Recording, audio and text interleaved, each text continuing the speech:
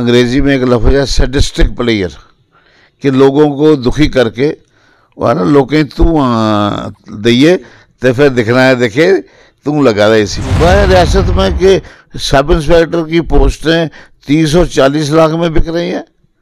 मैं नहीं कह रहा, शेख साहब ने भी नौकरियां लगाई, फारूक साहब ने भी लगाई, उमर साहब ने भी लगाई। हमारे ज़माने में हमने कभी नौकरियां बेचने का ये नहीं सुना। ये सरकार है, सरकार ज़बरदस्ती जस्टिफाई करे। आप वो क्या कह रहे हैं? मैं कहता हूँ 2000 में नेशनल कॉन्फ्रेंस ने वो टैक्स ख़त्म कर दिया, वो आप दूर की बात कर रहे हो। सी जमात वो है जिसने गरीबों को ज़मीनें दी, बीजेपी जमात जो है जो हमारे मकान भी गिरा रही है। नमस्कार, आप देख रहे हैं ग्रेट जम्मू वर्चुअल। मैं पंकज खजूरिया। जम्मू कश्मीर में इस समय प्रत्येक पॉलिटिकल पार्टी हो या आम जनता हो, इंतज़ार कर रही है इलेक्शन कब हो। और इसी बीच कल एक बड़ी रैली को पूर्व सीएम जम्मू कश्मीर और इस समय जम्मू कश्मीर नेशनल कॉन्फ्रेंस के वाइस प्रेसिडेंट उमर अब्दुल्ला ने आउटस्कर्ट जम्मू सिटी के यहाँ बजालता में एक रैली को संबोधित किया। उन्होंने जहाँ तक कह दिया कि बीजेपी जो है वो डरी हुई है, इसी के चलते इलेक्शन नहीं करवा रही। बर्फ़ जो है वो पिघल जाएगी, फिर भी शायद इलेक्शन ना हो। इन्हीं सारी चीज़ों में बातचीत करने के लिए मेरे साथ पूर्व मंत्री व जम्मू प्रोविंस के जम्मू कश्मीर नेशनल कॉन्फ्रेंस के दिग्गज लीडर अजय सरोत्रा जी हैं। क्या कुछ कहते हैं सरोत्रा साहब? सबसे पहले ये जानना चाहूँगा, बहुत देर बाद जो है उमर अब्दुल्ला द्वारा एक रैली को संबोधित किया गया जम्मू में, किस तरीके से देखते हैं इसको आप? उमर अब्दुल्ला साहब हमारे लीडर हैं और वो जम्मू में अक्सर आते हैं। पिछले दिनों भी एक हमारी शेर कश्मीर भवन में जम्मू सूबा के जो चीदा साथी हैं उनके साथ मीटिंग हुई थी। उसके पहले भी वो आए थे और ख़ासकर आप देखेंगे कि कश्मीर में भी उन्होंने काफ़ी एक्टिविटी रखी है।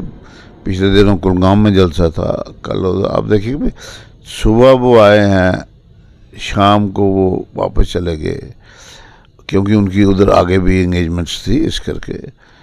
तो लिहाजा ये एक बात तो है, इसमें कुछ दो राय नहीं कि जब कोई किसी पार्टी का लीडर किसी इलाके में जाता है तो उस इलाके के कारकुनों की, साथियों का हौसला बढ़ता है।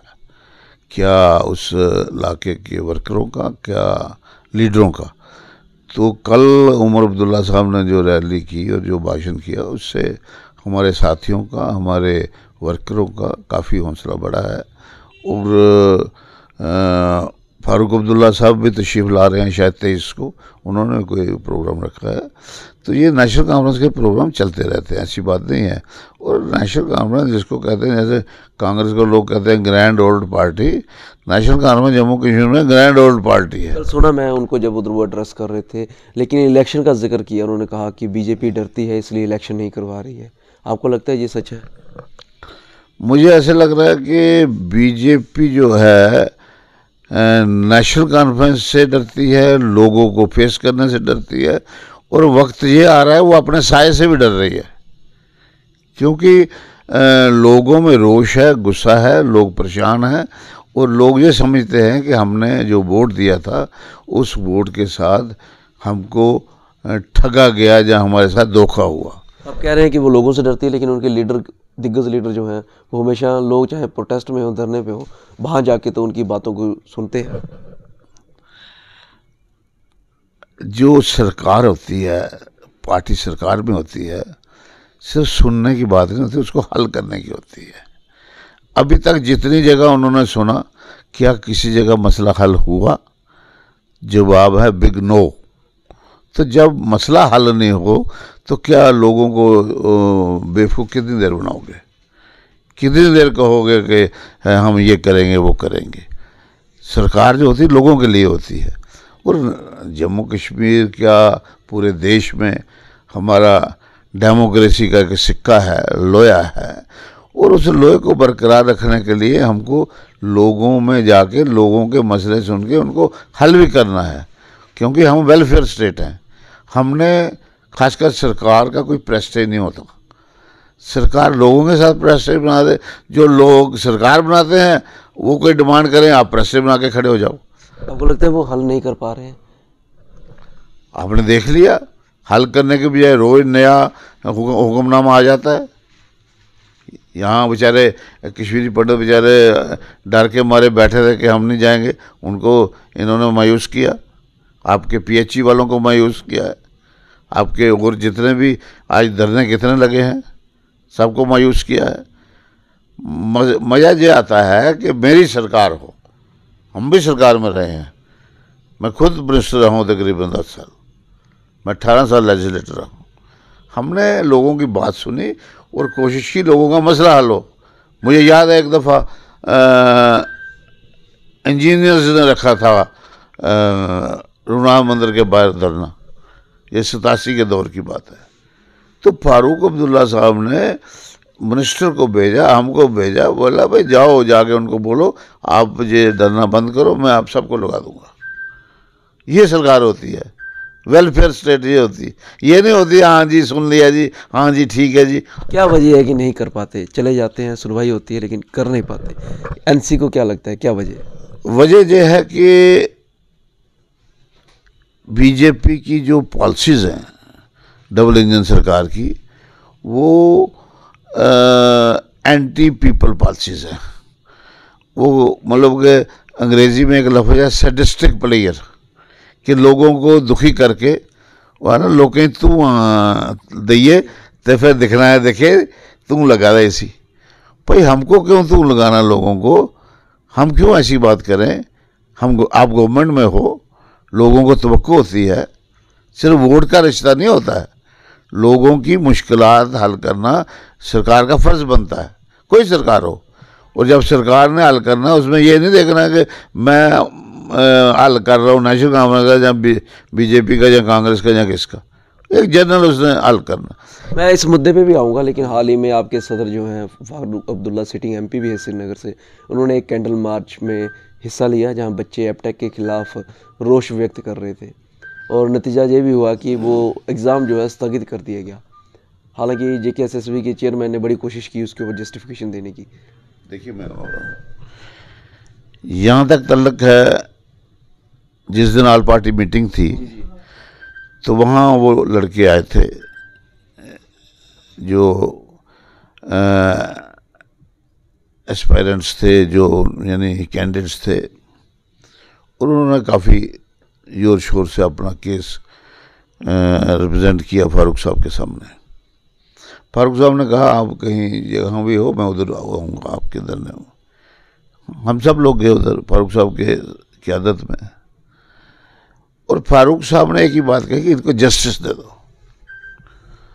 इनको ऐसे मत रखो, इनको जस्टिस दे दो, ये जस्टिस मांगते हैं, आपसे कुछ नहीं मांग रहे। कभी हुआ है रियासत में कि सब इंस्पेक्टर की पोस्टें 30 और 40 लाख में बिक रही हैं? मैं नहीं कह रहा, ये वो एजेंसीज कह रही है जो इन्वेस्टिगेट कर रही है। जिस रियासत में नौकरियां बिक रही हों, शेख साहब ने भी नौकरियां लगाई, फारूक साहब ने भी लगाई, उमर साहब ने भी लगाई। हमारे ज़माने में हमने कभी नौकरियां बेचने का ये नहीं सुना ड्रामा। ये तो इसी दफ़ा हम सुन रहे हैं, इसी दौर में। मुझे ये बताइए, आप कहते हो अच्छा जी ये होने दो, हम बाद में लिस्ट को रद्द करेंगे, तो बाद में हम इसको वो करेंगे, बना लेंगे, क्या कहते हैं, इंक्वायरी करेंगे। वो क्या तरीका है? अब अगर लोग जो कह रहे थे कि एपटेक जो है, ये कंपनी जो है ये ब्लैक लिस्टेड है, तो आप उसको बैन कर दो स्टेट में। क्यों नहीं कर रहे? क्या लगता है? बीइंग फॉर्मर मिनिस्टर, और आप लोगों के बीच में रहे हैं, लोगों को जाने हैं। जी नहीं, उनसे भी तो पूछने की कोशिश करते हैं, लेकिन अपोजिशन लीडर भी हैं आप, मतलब कि किस तरीके से देखते हैं, क्यों नहीं कर रहे? कल उमर साहब ने भी इस बात को बड़े जोर शोर से रखा। देखिए, दाल में कुछ काला है, मैं इतना ही कहूँगा। नहीं तो सारी जनता जब कह रही, नौजवान कह रहे हैं, आपके सामने वो सारा सिलसिला है, फिर आप बार बार कहते हो, उसके लिए स्टैंड लेते हो, कोई अच्छा काम। JKSSB के जो चेयरमैन है वो जस्टिफाई करते हैं, इसको कैसे देखते हैं? मैं इतना ही कहूँगा कि देखो बात यह है, जस्टिफाई जो भी नौकरी पर होगा वो जस्टिफाई करेगा, ये सरकार है, सरकार ज़बरदस्ती जस्टिफाई कराएगी। कल आपने खबर पड़ी, अब बीजेपी वालों को हुक्म हो जाएगा ज़बरदस्ती जस्टिफाई करो। सवाल ये है कि जोर जबरी से काम नहीं चलता है। वो तो कह रहे हैं नेशनल कानून वो जमात है डॉक्टर फारूक अब्दुल्ला साहब की क़यादत में 2000 में हमने प्रॉपर्टी टैक्स वेव ऑफ कर दिया, ख़त्म कर दिया। सुब्रता जी, मैं ज़रूर इस पे भी प्रॉपर्टी टैक्स की बात करूंगा, लेकिन सरकार का ये कहना है कि अक्रॉस द इंडिया सबसे कम कहीं प्रॉपर्टी टैक्स लग रहा है तो वो जम्मू कश्मीर में। पंकज जी, आप बड़े समझदार हैं, बड़े सियाने हैं। 14 से यहाँ स्मार्ट सिटी बन रही थी, स्मार्ट सिटी का क्या हाल है।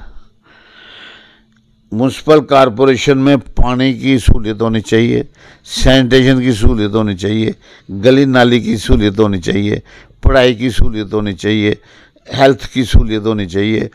मैं आपको 4-5 ये पैरामीटर बताता हूँ। मैं अपने लोग आपके साथ लगाऊंगा, गाड़ियाँ आपको दूंगा, आप पूरी म्यूनसिपल कॉरपोरेशन में चक्कर लगा के आइए।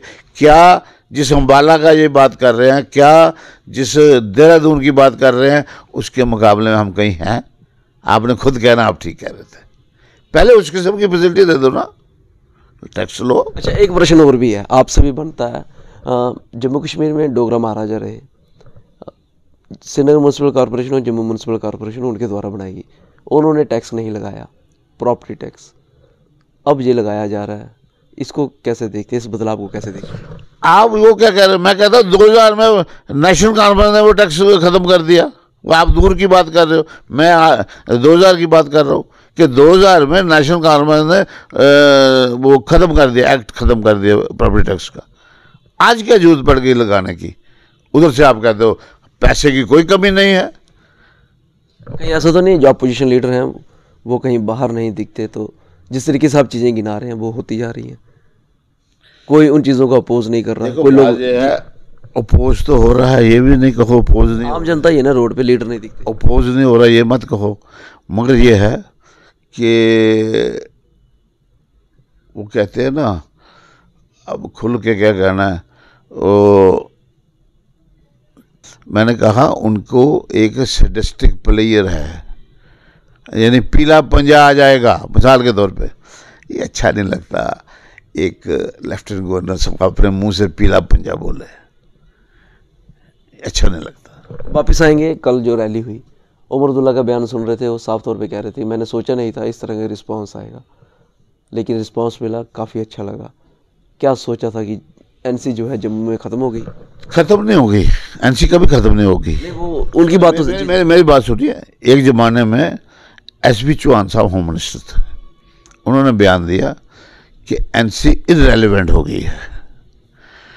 तो उसके बाद जो इलेक्शन हुई तो एनसी ने गवर्नमेंट बनाई। एनसी इररेलेवेंट, इशारा किया नेक्स्ट गवर्नमेंट एनसी बना रही, इसमें कोई शक नहीं। लोगों ने मन बनाया है, क्या जम्मू में क्या कश्मीर में, लोगों ने मन बनाया है। लोग इस बीजेपी के एंटी पीपल जो कानून आ रहे हैं उससे दुखी हुए हैं। लोग तो ये कहते हैं कि एनसी का लीडर नहीं दिखता।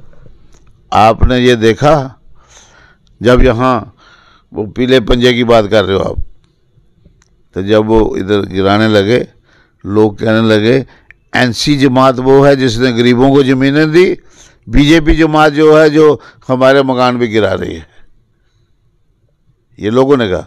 जब प्रॉपर्टी टैक्स लगा, लोगों ने कहा एनसी जमात है जिसने प्रॉपर्टी टैक्स ख़त्म किया, बीजेपी जमात है जो टैक्स लगा रही है। प्रश्न ये है कि एनसी का वर्कर कहता है हमें लीडर नहीं दिखता, कोई नहीं कहता, दिखता नहीं, एनसी का लीडर नहीं दिखता, कोई नहीं कहता, ये कोई नहीं कहता, ये आप कहते हैं, कोई नहीं कहता, हम अक्सर सुनते हैं। कोई नहीं कहता। मुझे बताओ, रैली में भी कह रहे थे, कल रैली में ये नहीं कह रहे थे।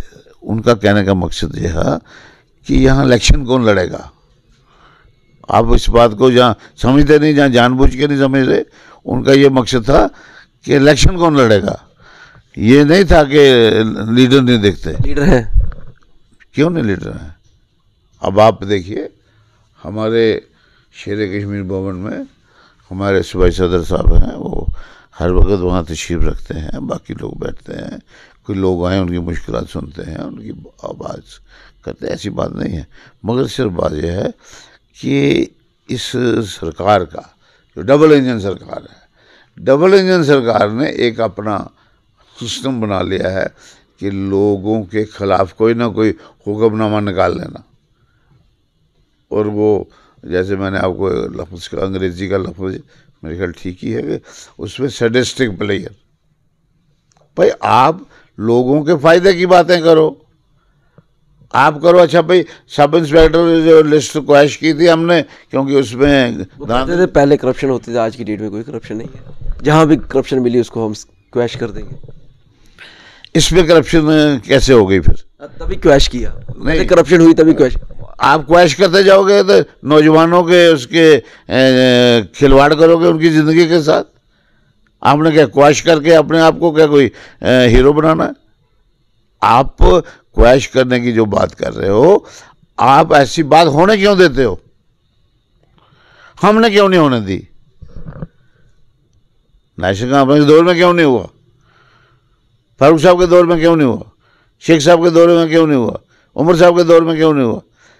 तो आप कहते हो कि हम ये हो जाए, वो पुलिस की लैंग्वेज में कहते हैं बकुआ हो जाए तो हम पर्चा लगा देंगे। हो क्यों? आखिरी सवाल रहेगा आपसे, ये सारी चीज़ें जो आपने गिनाई हैं, जो मैनिफेस्टो में रहेगा आपके, जो अगर इलेक्शंस होती है, हालांकि कब होगी वो पता नहीं है, लेकिन अगर हो तो ये सारी चीज़ें मैनिफेस्टो में होंगी। मैं ज़ाती तौर पे लेफ्टिनेंट गवर्नर साहब का मशकूर हूँ कि वो हमें इलेक्शन के लिए एजेंडा दे रहे हैं। एलजी साहब पे मशहूर हो रहा है, ऐसा ना हो कि पता चले कि कश्मीर में एनसी ऑफिस में दिक्कत हो जाए। मेरी बात सुनो, वो दे रहे हैं हमको मैनिफेस्टो के लिए ये चीज़ें, मसलन लोगों के मकान गिराना, नौकरियों के सौदे करना बेचना, मसलन ब्लैक लिस्ट लोगों को वो करना, मसलन प्रॉपर्टी टैक्स लगाना। और मुझे लगता है कि इलेक्शन जितनी लेट होगी इतने मुद्दे आ जाएंगे हमारे पास कि हमको मुद्दों की कमी कोई नहीं है। डबल इंजन सरकार से मुद्दों की कोई कमी नहीं है, क्योंकि ये कहने को बड़ा कुछ कहते हैं। अब जब ये सारी बातों के ऊपर कोई इन्होंने चादर फेंकनी ना, एक देश खतरे में है। मेरा देश कभी खतरे में नहीं हो सकता। मेरा देश महान देश है, मेरा देश बहुत बड़ा देश है। खतरा है बीजेपी की कुर्सी को। तो आप सुन रहे थे पूर्व मंत्री अजय सरोत्रा जी को, साफ तौर पर उन्होंने कहा कि जिस प्रकार से जो हलचल इस समय पूरे जम्मू कश्मीर में हो रही है, आने वाले समय में इलेक्शंस होती हैं, तो ये सारी चीज़ें मैनिफेस्टो का हिस्सा रहेंगी। हालांकि इलेक्शन कब होगी इसके ऊपर अभी तक किसी प्रकार की कोई स्थिति जो है स्पष्ट नहीं है। लेकिन सवाल ये भी है कि अगर एंटी पीपल, जिस प्रकार से एनसी कह रही है कि डिसीज़न जो है एंटी पीपल लिए जा रहे हैं, लेकिन इस एंटी पीपल डिसीजन लेने में अपोजिशंस लीडर कितनी बड़ी भूमिका निभा रहे हैं, वो भी एक बड़ा सवाल है, जिसके चलते आए दिन रोड पे धरना प्रदर्शन दिखते हैं। और धरना प्रदर्शन जो है वो आम जनता करती है, चाहे वो मुलाजिम हो, स्टूडेंट्स हो, या आम नागरिक हो। बहरहाल इस बदलाव को, इस पूरे सिनेरियो को आप कैसे समझते हैं, हमें कमेंट सेक्शन में कमेंट करके ज़रूर बताइएगा। और कल जब उमर अब्दुल्ला जम्मू में आए थे तो उनको हैरानगी भी हुई थी जिस प्रकार का समर्थन और सपोर्ट उनको जम्मू से मिली। इस हैरानगी के बारे में भी आपके क्या विचार हैं, वो भी कमेंट सेक्शन में रख के बताइएगा। वीडियो को अधिक से लाइक व शेयर करना ना भूलिएगा। जुड़े रहेंगे जम्मू के साथ। कैमरा राकेश खजूरिया के साथ मैं पंकज खजूरिया। जय हिंद।